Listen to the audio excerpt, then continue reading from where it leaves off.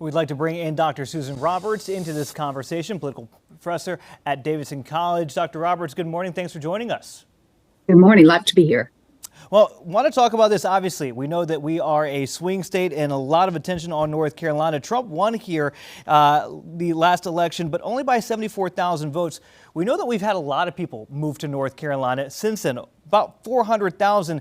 Do we think that that could sway the state maybe towards Kamala Harris, or what do we make of that?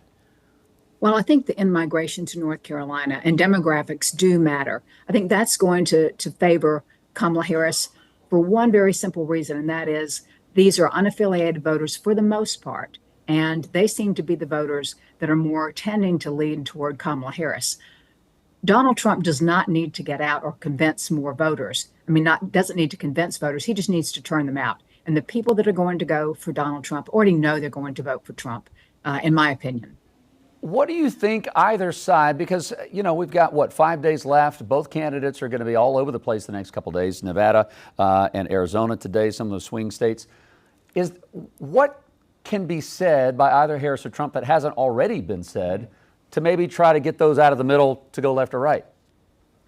I think some of the antics, I think that the whole garbage worker, those sorts of questions might come up to make people second guess their votes. But I don't think there's much they can do to really convince some voters. If you haven't made your mind up by now, you may not even turn out to vote. And that's the thing that they want. They don't need to persuade voters as much as they do mobilize voters. And so the people that are out there that they want to vote probably have latent tendencies to vote for Republicans or Democrats.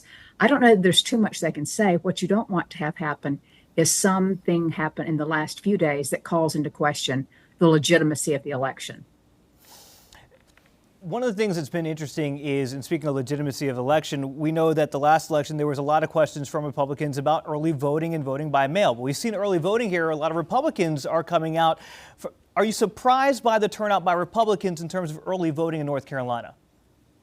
Well, I think it's different from 2020, but I think it's very strategic on part of Democrats and Republicans. And I think in a highly contested, coveted race, the Republicans need to make sure that their votes are going to be there on Election Day. And early voting is the very best way to get the votes in the bank, so to speak.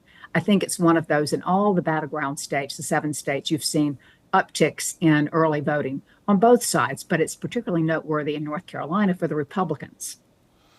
Are you worried at all about the outcome, no matter who is elected president come Wednesday, Thursday, however long it takes? We had a story this morning that came out that said, especially for partisans, anxiety is dialed higher than it's ever been. And when the results come out, what that could look like in our country, we talk about wanting to be united. We're not. We're divided more than ever before. Are you thinking about what it could look like around the country come Wednesday or Thursday of next week?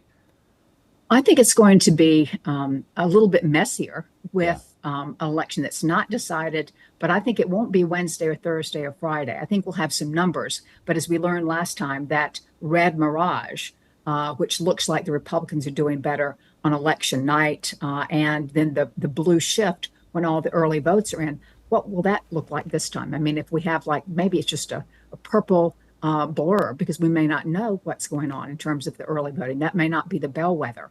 I think there is a lot of cause for concern in the way the campaign has ratcheted up character attacks and now it seems characterizations of the supporters on either side. And so I think that's going to be, you ramp that up in the last few days, you're asking for kind of a fever pitch going into and post-election.